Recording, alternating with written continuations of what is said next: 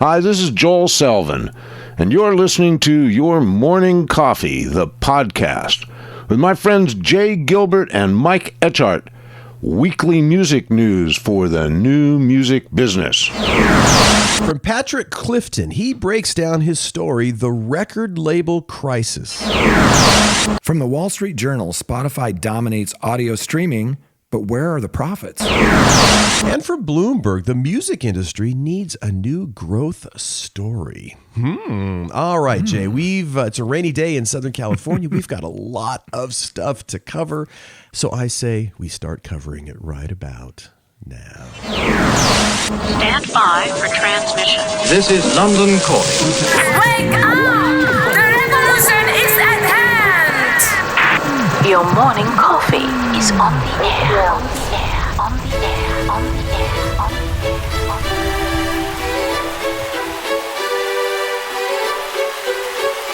Standing by.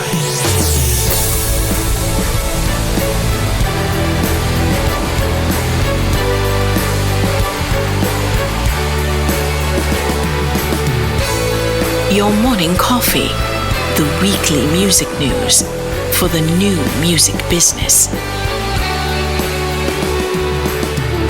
It's the highly curated, agitated, advocated, moderated, and liberated digital music information that you need to know.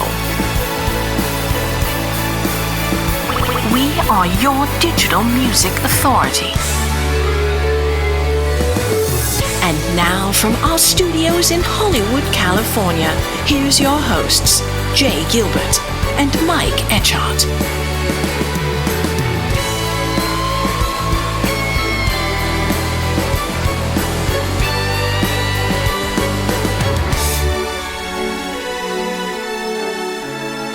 Jay Gilbert, it is good to see you, brother, on a lovely, what is for us a Saturday morning, typically when we record. Yeah, it's raining outside. I like it. I like it too. And boy, it's going to be an exciting week. We're going to both be at NAMM this week, and we've just got a ton of stories to cover. And it's been shifting, it's been moving. A lot of stuff has come into under our radar, and boy, we've just got a ton of stuff to chat about. Oh, so much good stuff this week. So let's dive right in. One of the conversations I had this week, which was so cool, as you just mentioned in the intro, was with Patrick Clifton, and he wrote that piece that we covered called The Record Label Crisis. And I had a chance to talk to him about it, and it was awesome. So let's listen in. Patrick, thanks for joining me today. Good to see you. Yeah, good to see you too. Tell me about your article, The Record Label Crisis. We've been talking about it a lot lately, specifically how labels currently need to look at developing and breaking artists versus how it was typically done before we moved from this ownership to access. Yeah, of course. Thank you. And if you want to read the article, if you go to my Medium blog, Tunes and Tales, you'll be able to read it in full there. So look, the premise of my article is pretty simple. The recorded music business shifted from a transactional model to a subscription model at some point in the last decade. But record label culture hasn't caught up. And this is the real reason why there's a perceived crisis in how we're developing and breaking new talent. So if we rewind 15 years to when music was consumed through the purchase of CDs and downloads, then at that point, the industry was very focused on promoting new music. And the way they brought this music to the public was through what I describe in my article as a funnel. So a bunch of new signings would go into the top. These would then be presented to media gatekeepers. So in the UK, where I live, that would be Radio 1 producers or journalists at the NME. And then these gatekeepers would decide what to support and what to ignore. And based on their coverage or their support, retail would stock these records on their limited shelf space. And the ones that sold would then get prioritized by record labels for more investment. So there was a tightly controlled, predictable development value chain to kind of get all businessy about it. And one of these features of this value chain was the more artists you put in at the top of the funnel, the more chance you had of a hit. So labels were incentivized to sign a lot of artists. And as an aside, like one question I posed in the article is whether this is why major label groups are structured to have multiple labels, often competing to sign new artists. And maybe this is like being a tactic to maximize the funnel's inputs. Now then I took a look at IFPI data, and what I could see was that actually wasn't until around 2018 that physical music made up less than 50% of total revenues. So it's kind of no surprise that people in the business would have maintained this sort of transactional mindset until quite recently. Even though as music consumers, you and I, we know that streaming was fairly ubiquitous by 2018. And what's different about streaming compared to the old world of physical music retail is obviously there's 100% selection. So when you go to your, Tower Record store 20 years ago, retail availability was limited to the amount of shelf space there was in the shop. But as soon as music is uploaded to a streaming service, it's immediately available. So the funnel has now turned into a bucket. And so now we've got the bucket with like millions of tracks swimming around at the bottom trying to get heard. But the anecdotal evidence suggests that labels are still signing a large amount of artists as if that old paradigm persists. Even though like putting more music into the bucket means more competition for all the other music in there. So it's really tough for these new signings to emerge. And then to add to that, you have to factor in another difference between the old and the new world, and that's the availability of catalog. So in the old world, catalog was like a corner of the record store, and it was sold cheaply and profitably, but it never really got in the way of new music. In fact, what you do, you discover a band, and then you might go and buy their catalog in the back of the store. Now it's unfortunately in no one's economic interest, either the major record labels or the streaming services, to prioritize new music over the greatest hits of some of the most famous artists in music history. And the persistence of that is often culturally entrenched. So it's top of the mind for streamers to return to when looking for music to play. That is, these kind of old classics. And so new artists are competing with old music as well as other new artists, making it even tougher to break. And then, we have the competition in the so-called attention economy, where we're competing with Netflix and whatever else for our time. And also, I think, certainly in the UK, popular music just doesn't have the same cultural cachet it once did. So it's taking just a lot longer for artists to achieve meaningful success. And just to sort of end my rather lengthy answer, I tend to be agnostic about these kind of developments. But as a music fan, I love Madonna, but I want my kids to have their own Madonna. And I think that's the problem. Like, we need to be bringing through new artists for younger generations, to enjoy. One friend of mine speculated that we'll all be watching avatars of dead artists soon enough. And I'm not really keen for that world to exist. So I think we should just jamming up the DSPs with so much music. Yeah, you talk about fans. Fans are no longer content to simply be passive music consumers. Talk a little bit about that shift. Yeah, sure. I think, the signs of hope, and there are pockets of success happening. There are bands breaking through, going through like their own unconventional route to success, and potentially measuring their success in different ways. And it seems that the old way of doing things, where labels, decide what's going to be a priority and then like force that through the promotional value chain, doesn't work. And as someone who worked at a DSP, used to be on the receiving end of some of that pressure. So I know it did happen and probably still does. But I think now fans are increasingly like at the center of the artist growth journey. They're using social media and social networks to connect with each other, to form communities around new artists and new music. And they're powering like word of mouth on steroids through those tools and those media to build popularity and engagement. And I think what's also interesting is, this is a generation of consumers who are really focused on authenticity and honesty from in all their economic relationships with brands and so forth. And I think that feeds through to how they connect with music and musicians now. Yeah, 100%. At the end of the article, you offer up some potential solutions, including reevaluating KPIs. I'm seeing a move from simple social footprint and streaming data, for example, to really looking at the audience and real engagement. Talk a little bit about some of your potential solutions. Yeah, well, I think KPIs is probably the most important thing that we have to move on if we want to kind of improve the world that we're in and bring this paradigm shift, like bring culture up to the level of technology and this shift in how we're doing things. Because as individuals who work in any industry, like we like to work towards goals, and those goals are measured through metrics and through KPIs increasingly in the world that we live in. And so how we set those shapes like how we behave as music industry personnel. And like thinking through that's actually going to be a topic of probably my next article, because I think it is so important. I think one area is just like revenue. We're very focused on streams. We're focused on competitive numbers around chart units, et cetera.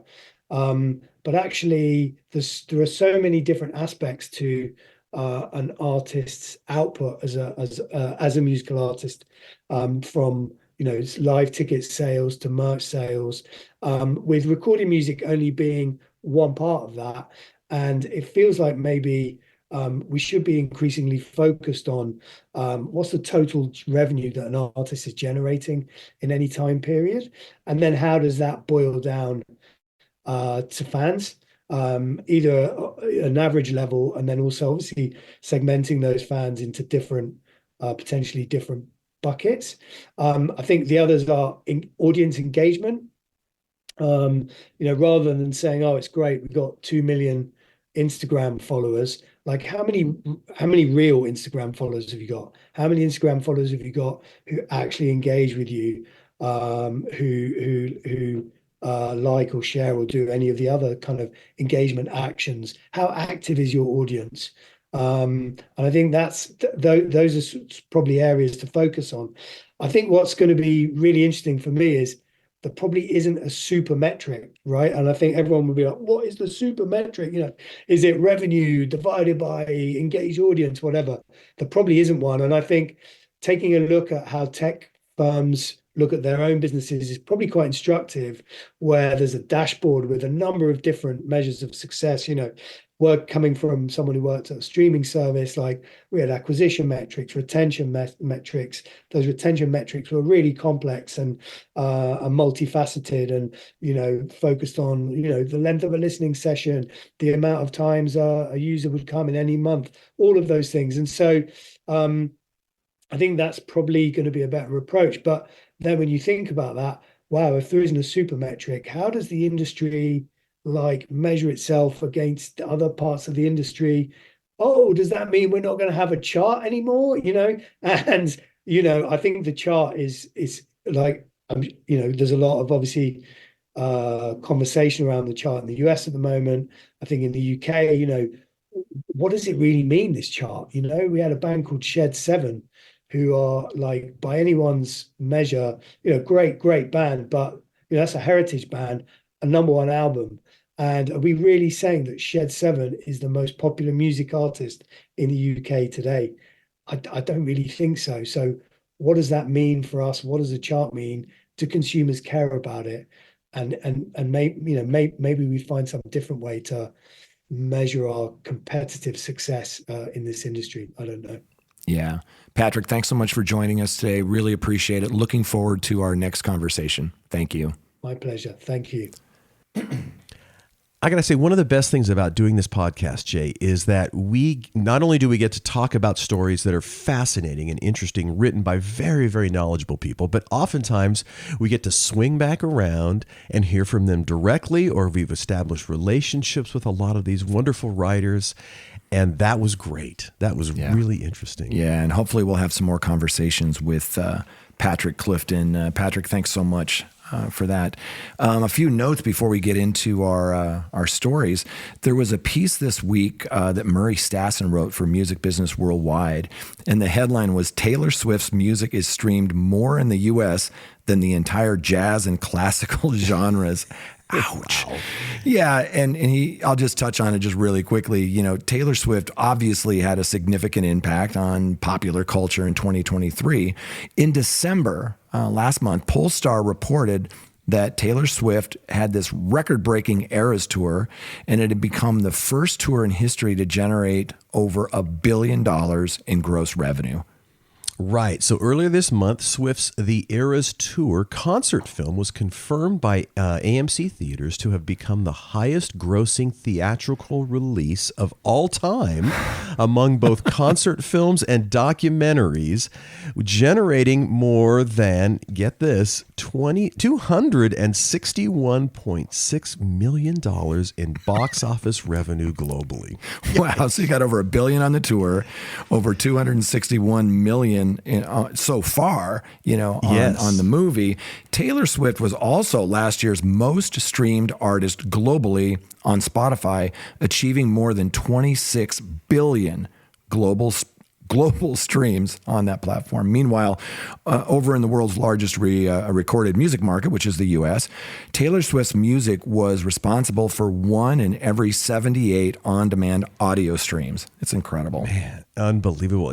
If Swift were a record label, which by owning her own recorded music copyrights post the Big Machine era, she kind of is, that 1 in 78 stat would equate to her claiming a U.S. market share of audio streams of 1.28% in 2023. That's just by herself. Wow. That's a bigger audio streaming market share than both the entire jazz, as you mentioned, which is only 0.8%, and classical 0.9% genres, according to Luminate data, as well as the entire children's genre, which is 1.1%.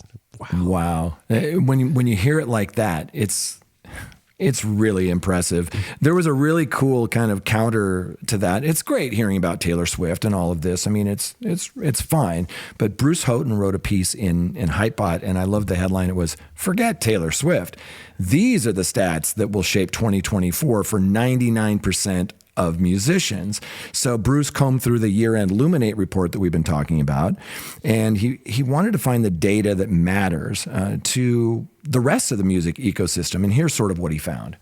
Right. So the first one is there's more competition than ever. An average of 103,500 new ISRCs were delivered to DSPs daily in 2023. That's up 10.8% from 2022, when an average of 93.4 thousand were uploaded daily.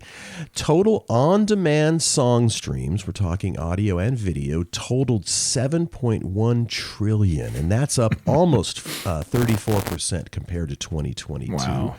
But the jump is not only about TikTok, Reels, and Shorts. On-demand audio-only streams were up 22.3%. So we're talking 436,000 tracks were streamed 1 million or more times globally, and that's up from 373.5 thousand in 2022. But interestingly enough, 45.6 million tracks had 0 streams. Yeah, that was a big headline, and it's crazy because you would think that, like, if you and I recorded a song and put it up, SoundCloud, YouTube, wherever through a distributor, wouldn't we want to play it to make sure it sounded good, or share it with friends, or like 0 streams? That's crazy. The next one was, he said that fans still buy physical music. Amen, right? Direct-to-fan sales of vinyl and CDs both grew in 2023. CD sales hit 3.9 million units. That's up from 3.5 million the year before. So, CDs aren't dead. Vinyl certainly isn't dead. It's growing like crazy. And the last point was that vinyl sales hit 6.8 million, up from 4.9 million. Right. Well, another point is superfans spend even more. The 18% of fans classified as super fans are increasingly the focus of labels and music marketers because, compared to the average U.S. music listener, they spend 68% more money each month on music, 126% more on artist merch, and 76% more on physical music. Yeah, that is a super fan for sure. Yeah, and speaking of super fans, which we've been talking about a lot, Russ Krupnick from Music Watch wrote this incredible piece where he digs into the data of super fans, and we'll cover that in a minute, and we're going to have Russ join us to break that down pretty soon.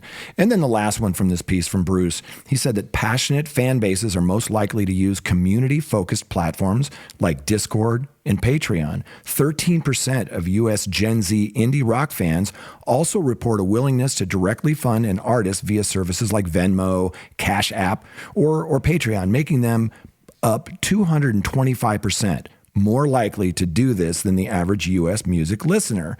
The genre of music that you make also matters. Right. And the other thing that was really interesting, the three fastest growing music genres were world music, that's up 26%, Latin up almost 25%, and country up almost 24%. The comedy, new age, and children's genres declined anywhere from between 6 and 10% last year. And you can, of course, download the full Luminate year-end music report with links that are over there on our. I'll put them in the show notes. Yeah, we had it in the newsletter last week. It's if you haven't read it or got it, we kind of broke it down a little bit last week and talked about how their website was just so interactive and animated and very easy to sort of just glance at and see where the trends are. For sure. I also wanted to give a shout out to Randy Zimmerman over at Symphonic. She does a lot with the Symphonic blog, and you can go to the Symphonic blog. It's easy. It's just blog.symphonic.com. And I think we had like 3 of her pieces in your morning coffee this last week. And then I sent her a little note just to tell her how much we appreciate what she does over there. So if you haven't checked out the Symphonic blog, you have to go check that out. Some of the recent stories they've covered, one was, what is micro-sync licensing? Another one was, this was in your morning coffee this week, the best and worst months to release music. Thought that was nice. Yep. Music trends to watch in 2024, how releasing music consistently can improve your career. A couple more. She wrote this piece, how to find what's trending on TikTok and what to do after being added to a Spotify playlist. And there's much, much more, but we're big fans. We run a lot of that stuff in your morning coffee. Highly recommend you go check out Symphonic's blog. And thank you, Randy. You're killing it. Yeah, that's awesome. Totally awesome. And by the way, I do want to swing, getting back to that Taylor Swift article about her selling more than the genres of jazz and classical. It got me thinking about, of course, you and I used to work for Tower Records, and of course, I was a giant fan of Tower Records. When Tower closed, that was of genres that really impacted, jazz and classical. Yeah, man. I mean, 100%. That just went down so much after that. And another reason to kind of really mourn the loss of Tower. But anyway, let's go on. How about this one? This is a really interesting article. Monetizing music fans, $1 billion opportunity or super fantasy. This is from Russ Krupnick at Music Watch. And it starts by saying Lucian Grange and Robert Kinsel, leaders of course, Universal Music and Warner Music respectively, received a lot of notice last week for suggesting that music fandom was so sorely under-monetized. Both see squeezing more dollars from music fans as a path to growth. Kinsel was quoted as saying, "We need to develop our direct artist superfan products and experiences." He notes both artists and superfans want deeper relationships, and it's an area that's relatively untapped and under-monetized. Now, Russ goes on to say he's correct about the latter. However, consumer research suggests that most fans aren't ready to spend to enhance those relationships. Yeah, Music Watch examined several elements of fanship in their soon-to-be-released annual music study. The area is indeed untapped. Looking at 13 to 44-year-olds who listen to or buy music, only 3% purchased a VIP package during 2023. These VIP packages are specially created by artists for fans and could include ticket bundles, exclusives, special release CDs or vinyl, a merch bundle, or something similar. Only 10% of those fans are interested in tipping, direct to artist payments or crowdfunding for artists. We asked respondents in the annual music study to describe themselves across a series of music-related questions, including likelihood to engage in superfan experiences. So what the data says is that 39% are mostly interested in engaging with artists by listening to their music, whereas only 20% are interested in connecting as superfans. The key to Robert Kinsel's statement is we need to develop. What if 10% of fans aged 13 to 44 bought into a VIP package instead of today's 3%? And what if each of those fans spent $100 each year? That translates to 10 million fans adding $1 billion incremental dollars to the U.S. recorded music industry. And that indeed is super. Yeah, it sure is. So check out Russ's full article in your morning coffee.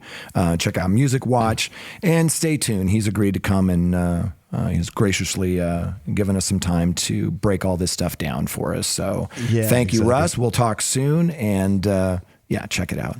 Yes. When again, this topic will continue to be brought up all year. It is fascinating. It's oh my goodness. Here's another interesting story. Searches for Spotify's day list spiked 20,000% after Trend took over Instagram. And this is, oh my goodness, this is, I'm going to mispronounce. Is it Deja Tolentino? Is that at NBC News. In November, Spotify took over social media feeds with its Wrapped deep dive into users' listening habits. Now, its personalized day lists are gaining viral attention online, to say the least. Right. And, we talked about day lists. These day lists are curated playlists based on a user's taste and the music they listen into. The playlist changes, throughout each day for each user. Spotify reported that, as you mentioned, that 20,000% increase in searches for day lists just in the past week. Posting the playlist on Instagram stories became a trend in recent days. I've seen a lot of them on X as well. Day lists were launched just this last September. You and I talked about it. Right. So just to remember, the playlists are unique to each user with names such as Romantic C-sharp Minor Tuesday Morning, Delulu Masterpiece Thursday Afternoon, and Unique Library Friday Morning. Spotify data has become a popular way for people to show their personalities online in recent years. Like Wrapped, day lists have given people an easy way to show off their hyper-specific tastes. Yeah, and it's really taken off. Some people, they've taken their day list titles like Overthinking Softy Afternoon or Sad Hopeless Romantic Evening. they've sort of been offended by it. So there's some people online that don't really like that. But it was a really great piece in NBC about this sudden spike for these day lists. So we'll be watching this closely. And just so you know, day lists are only available for users of Spotify in the US, Canada, UK, Australia, New Zealand, and Ireland. So not all over the world. Not everywhere. Not everywhere. But by the way, Jay, when we do the show, man, we stand on the shoulders of giants. And of course, we have to thank our sponsors. We really appreciate it, including our friends over at Bandzoogle. For over 20 years, Bandzoogle has made it easy to build a stunning website and online store for your music. Now they've added a brand new EPK plan so that musicians can create a professional single-page electronic press kit in minutes. All the features you need to design an EPK are already built in, including fully customizable templates, preset EPK page layouts, music players, images, text bio, and video embeds, a gig calendar and press quotes, and access to Bandzoogle's award-winning support team 7 days a week. The new EPK plan starts at just $6.95 a month, and your Morning Coffee podcast listeners can go over to bandzoogle.com to try it free for 30 days. Then use the promo code MorningCoffeeEPK, all one word, to get 10% off the first year of the new EPK plan subscription. That's bandzoogle.com, promo code MorningCoffeeEPK. coffee when you sign up for the EPK plan. Yes, sir. Very cool. We're also brought to you by Hypebot. Since 2004, Hypebot has chronicled the new music industry and the trends and technologies that are changing how music is discovered, consumed, marketed, and monetized. It's edited daily by founder Bruce Houghton with help from Alana Bonilla. Hypebot and sister blog Music Think Tank are published by live music discovery and marketing platform Bands in Town. Indeed, Bands in Town. Over 80 million live music fans trust Bands in Town to get personalized concert alerts, recommendations, and messages from their favorite artists. It's the #1 artist service platform connecting over 590,000 artists with their superfans. Managers, labels, agencies, and artists access their own dashboard to manage and promote their tour dates across all platforms. Yeah, and finally, the Music Business Association. That Music Biz conference is coming up, and that it really creates the rooms in which important conversations that shape the future of our industry take place, representing more than 90% of the music industry at large. The Music Business Association serves as the connective tissue for the global music business and provides a trusted forum where ideas and collaboration can flourish. So join us for the Music Biz 2024 conference, May 13th through the 16th. In Nashville. See you there. Indeed. Big thanks to Bandzoogle, Hypebot, Bands in Town, and the Music Business Association. And of course, my good friend Jay Gilbert, music industry consultant, curator of their weekly Your Morning Coffee newsletter, and former executive with Universal Music, Sony Music, and Warner Music Groups. He is the guy that I've gotten to hang out with on a little over 180 episodes of this lovely podcast. And I get to do this show every week with my good friend Mike Etchart, longtime host of Sound and Vision Radio, formerly of SST Records, Warner Music, Capital EMI, and Universal Music Group. And before we jump into the stories this week, Mike, you and I were talking last week about a story, and we mentioned to people, how they can have their sales, like from their website, counted, and from live shows. Typically at live shows, you use an app, at Venue to track that. And I made a little mistake about how you report, your Shopify sales. So I got a message from our friend, Tommy Stalnicht, and I'd like to have you hear it from the horse's mouth. So let's listen into a message from Tommy Stalnicht from Single Music. Hey, Jay. Hey, Mike. Hope you guys are doing well. I was listening to the episode the other day. Great job on the vinyl sales reporting portion of it, but I had to prod you a little bit, give you a little bit of a clarification. Shopify doesn't natively report album sales to Luminate, and Luminate actually recommends using Single to do that because we're actually the only app that does so. We recently just surpassed 11 million albums reported, actually, so it's been going really well over there too, and it's great to see vinyl's kind of resurgence and growth. This year is definitely going to be really interesting. They're now enabling us to report fan pack sales, and a lot of artists didn't do those last year because we couldn't. So being able to sell a vinyl with a t-shirt is kind of coming back into favor with the charts. So don't have much data on it yet. Just launched it the other day, so we're really excited to see what happens. We've got one of our first ones we just did the other day, and so we'll have more to report soon. But that, and with Spotify increasing their push with the Shopify integration that they have, you're starting to see a lot more sales come through that channel as well too. So going to be a great year. Loving the show. Really excited to see where vinyl goes in 24. Well, there you go.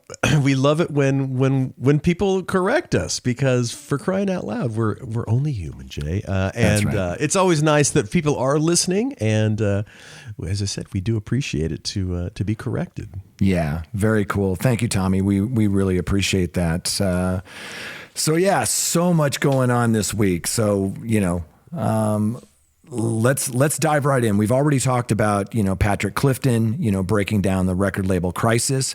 But the next story I thought was really interesting, and it's a really long read. So we'll just sort of give you the highlights. And it was from the Wall Street Journal, and the headline really jumped out. Spotify dominates audio streaming, but where are the profits?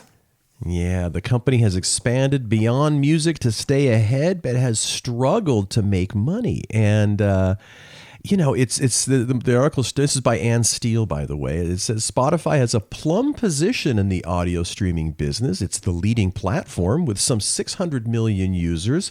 Its 30% market share is twice that of the next largest competitor. Spotify is adding millions of new subscribers a month, and few of its users cancel.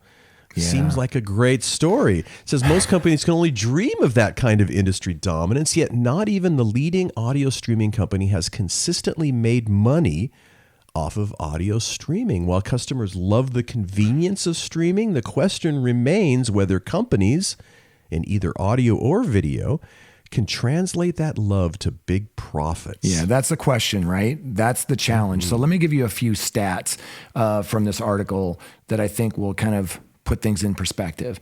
So Spotify has over 600 million users and a 30% market share, and that's twice that of its next largest competitor. Spotify pays music labels nearly 70 cents for every dollar it earns from music streaming, yet not even Spotify, the leading company, they haven't consistently made money off of audio streaming.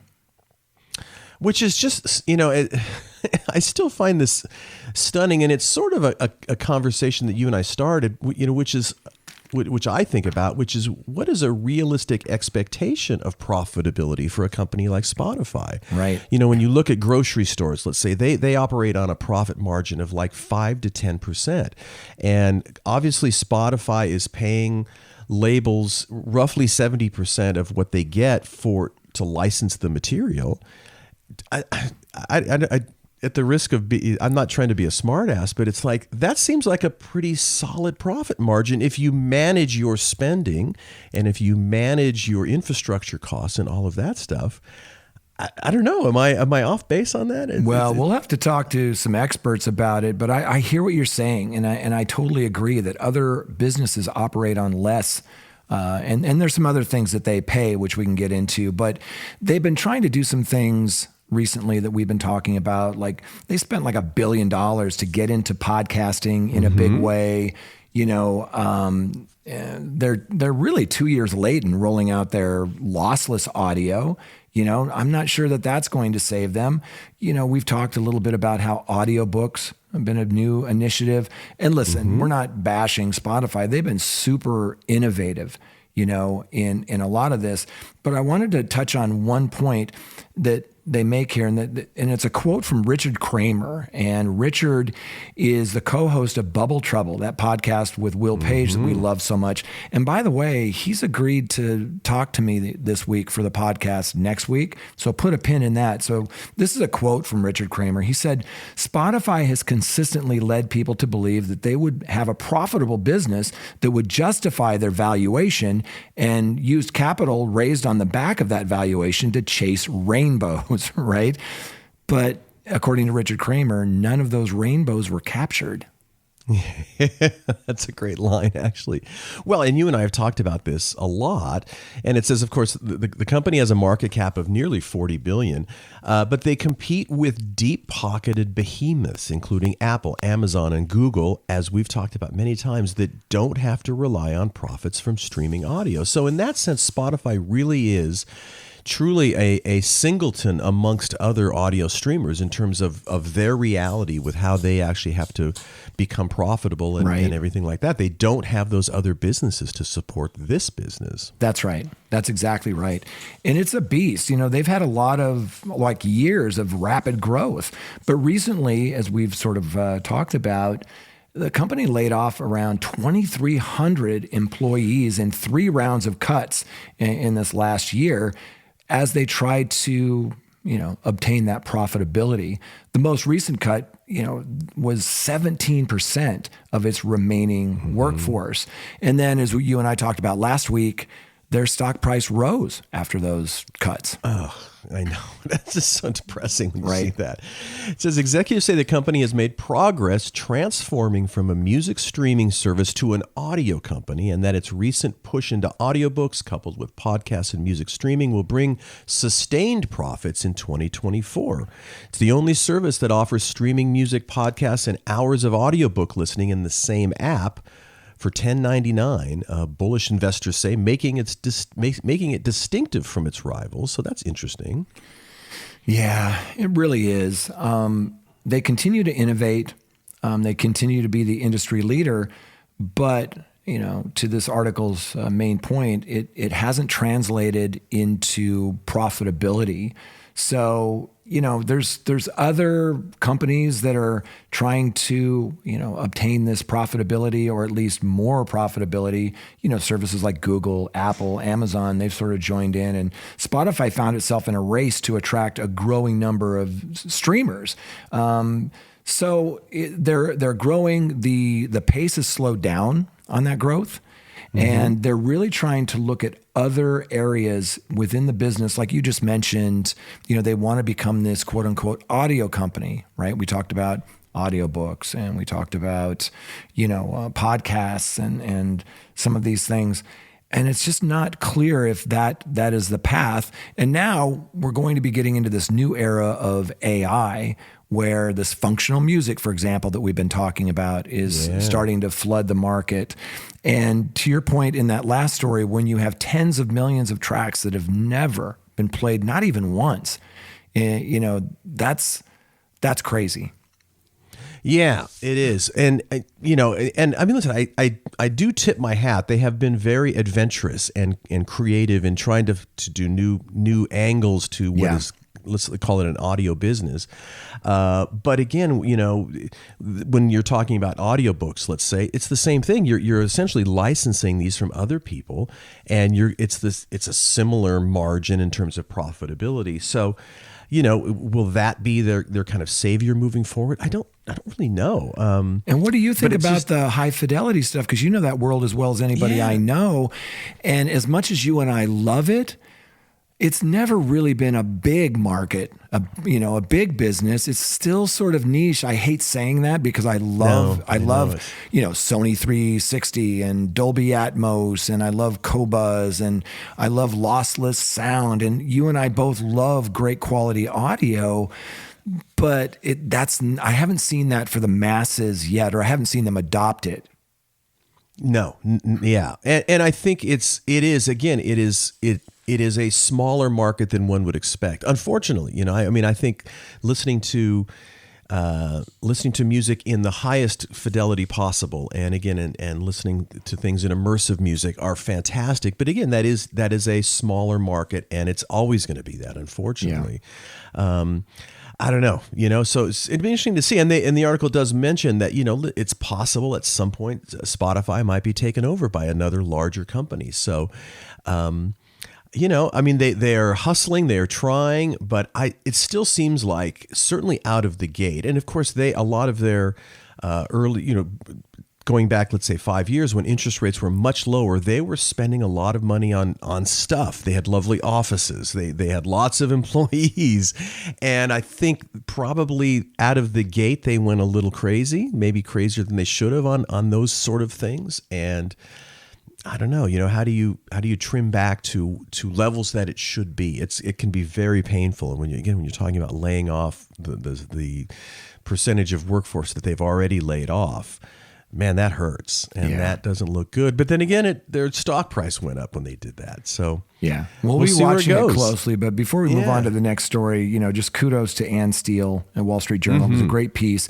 But there was one correction that came out well after the article came out, and I posted it in Your Morning Coffee. And I just want to read that correction really quickly.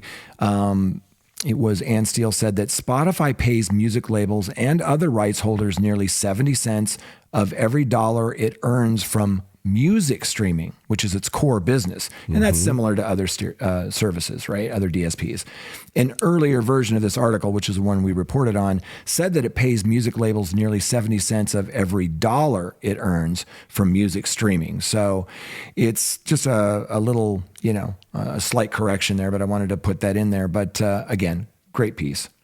Great piece, really, really interesting, and worth going back and reading. It's very long and dense, but it's fascinating. And This is they are certainly the market leader in terms of innovation. But like we said, it's music or nothing for them, and they are unique in that respect. That's right. It sure is. Let's jump over to our next story, Jay. It is from Bloomberg. The music industry needs a new growth story.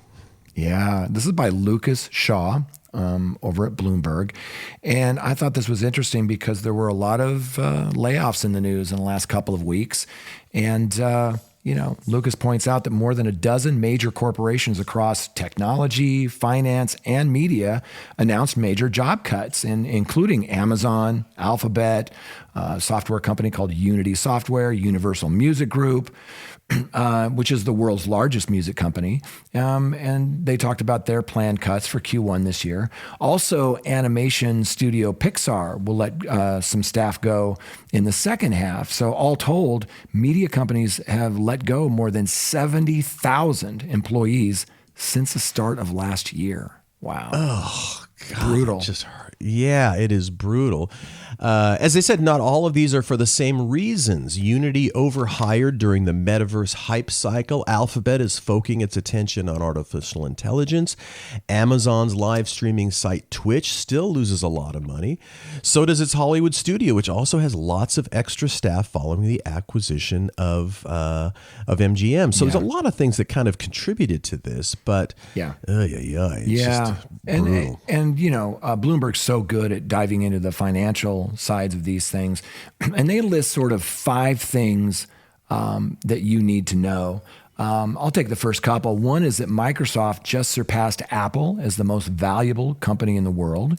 Number 2 is that Warner Brothers sold 22 million copies of Hogwarts Legacy, which made it the best-selling video game of the year. Yeah. Also interesting, it says the NFL increased its TV ratings across every major window.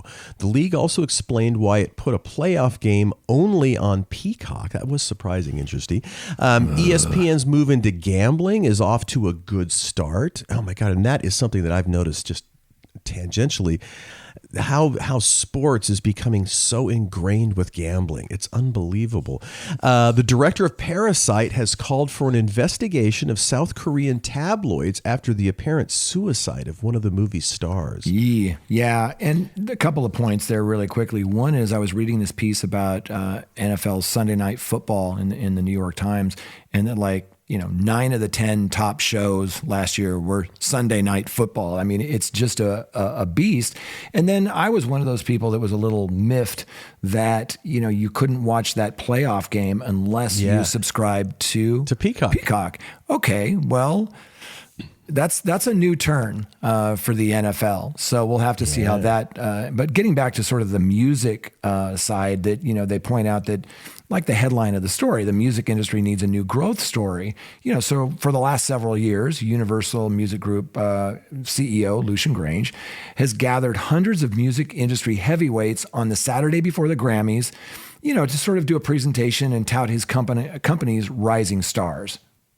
So acts from across the Universal family play a few songs for technology executives, advertisers, and the press. So past participants include Migos, Maggie Rogers, and Steven Sanchez. The star-studded event is a showcase for rising talent, but it has doubled as a testament to Grange's power and a declaration that the music industry, once crippled by piracy, is again flush. Yeah, but Universal skipping that showcase, that party this year, opting for a slimmed-down affair tailored to brands. The optics of throwing such a lavish affair aren't great when you're about to fire hundreds of employees. The largest, what they're calling a bloodletting at the company since it went public a couple of years ago. Now, the cuts, which the company quasi-confirmed after this January 12th story, will occur in the first quarter of the first year as part of a larger restructuring. There are a lot of rumors about what that will entail, most of them unsubstantiated so far. She says, we know this will require labels to share more services and resources, but not the outright consolidation of some labels. Yeah, Lucian Grange told his colleagues that, quote, UMG is the most successful company in the history of the music business, end quote. And so they asked the question, so why is such a successful company firing so many employees? I mean, the streaming boom has started to slow. That could be one reason. While Universal is still growing, its sales increased just 3% in the third quarter. So year over year, its sales growth has slowed 5 quarters in a row. And they have a chart in this article that shows you at a glance how it slowed down. And if you adjust for currency fluctuations, growth in 2023 was about half of what it was the prior year in 2022. It's better, but it's slowing down. Right. As we all know, investors in public companies don't like slowing growth, and Grange has to answer to those investors since he took the company public back in 2021. And those investors include hedge fund billionaire Bill Ackman, the Bollor family, and an affiliate of China's largest music company, Tencent Music Entertainment. Yeah, it's a little depressing, but it's interesting. The last thing I'll say about this article, it was so well written.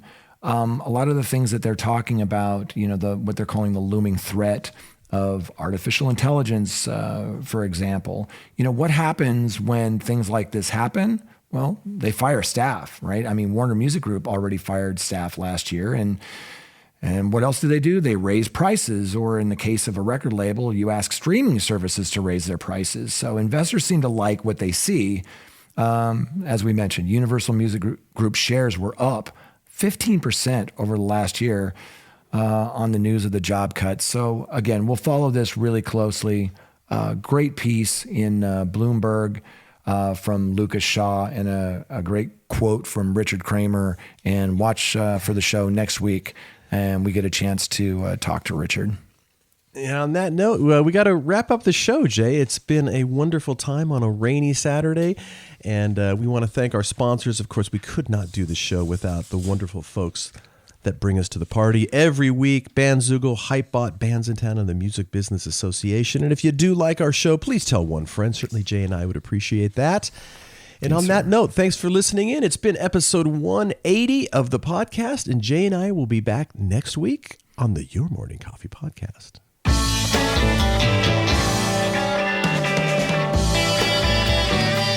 You've been listening to Your Morning Coffee, the weekly music news program for the new music business. Join Jay Gilbert and Mike Etchart next time for the digital music news you need to know.